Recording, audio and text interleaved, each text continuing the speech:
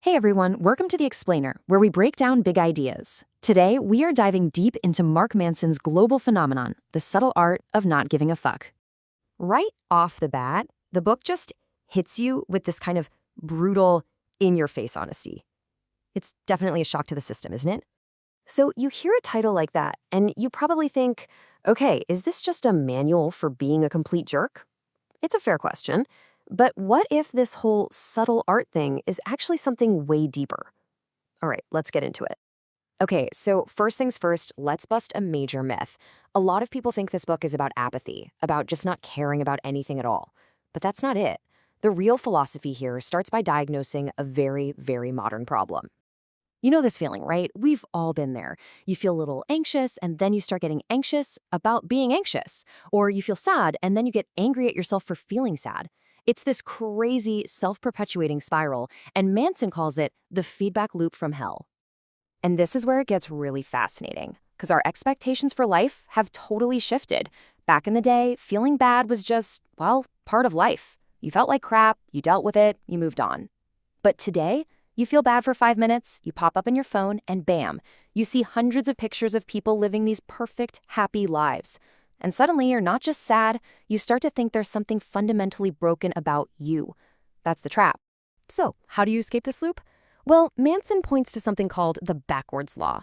And get this, the more you desperately try to feel good all the time, the worse you actually feel. The paradox is that accepting your negative experience, saying, you know what, it's okay that I feel crappy right now, is itself a positive experience. By not giving a fuck about feeling bad, you break the cycle. So you see, this isn't about being indifferent to everything. Not even close. It's actually about scarcity. And this quote really gets to the heart of it. You only have a limited amount of emotional energy, right? You just can't care deeply about every single thing. It's impossible.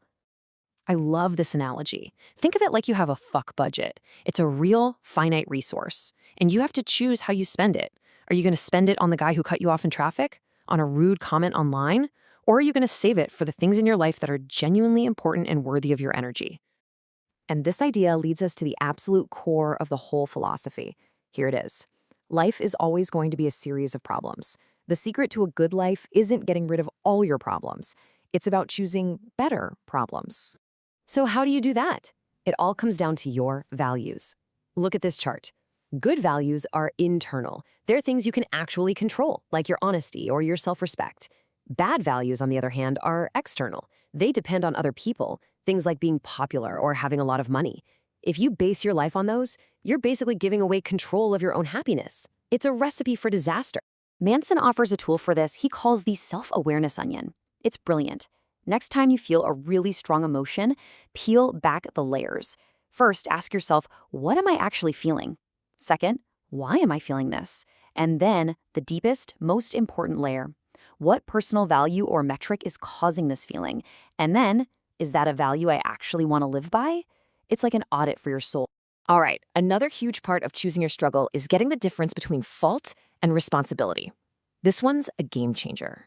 This distinction is absolutely critical. See, fault is all about the past. It's a blame game about stuff that's already happened. Responsibility, though, that's about the present. It's about what you choose to do right now, regardless of whose fault it was. It's about owning your actions moving forward. Look, something can happen to you that is 100% not your fault. But, and this is the hard truth of it, it is always your responsibility to choose how you respond.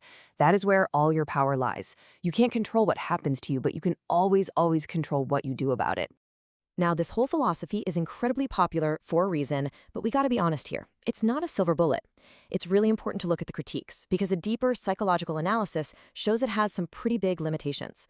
So here's the deal. For someone with, say, clinical depression, just telling them to not give a fuck can be really harmful. It oversimplifies serious mental health issues.